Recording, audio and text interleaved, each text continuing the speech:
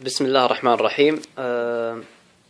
هذه الشنطة اللي شغلتنا اللي سافرت قبل كم يوم فيها كنز. هذه كنز، طبعا بدلنا شنطها قبل ما تروح، فكانت تبكي على الشنطة هذه بالذات. وحنا بدلناها مو من يعني بدلناها لأن فقدنا فلوس كثير فشكينا فيها. طبعا كانت تحط فلوس هنا في الشنطة. شوف افتح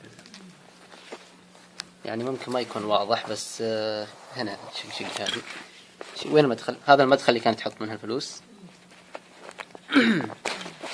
شكل مفروض يكون كيف.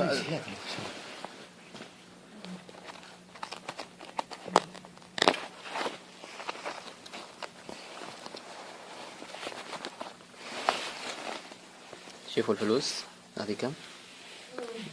ايش ريال؟ باقي هنا.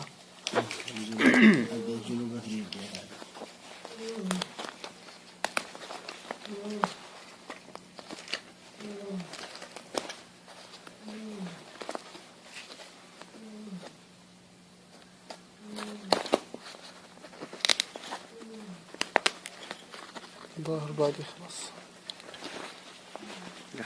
باقي 500. ظاهر هذا 500. هذه خمسة ولا 5.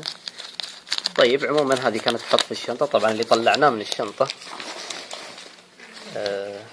هذه 2000 ريال، هذه في 500، وهذه هنا 500 ريال، وهنا 100، يعني تقريبا فوق 2600 ريال. هذا كله طالع من الشنطة، كانت تحطها بنفس الطريقة. طلع خليه يشوف، خليه يصور.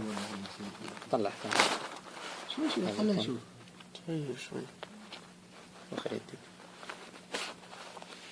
ريال بس. هذه طبعا أكيد بداية السرقة. أول شيء ريال 5. أول شيء تجرب ريال، بعدين 5 زي كل شيء. شوف فتشها باقي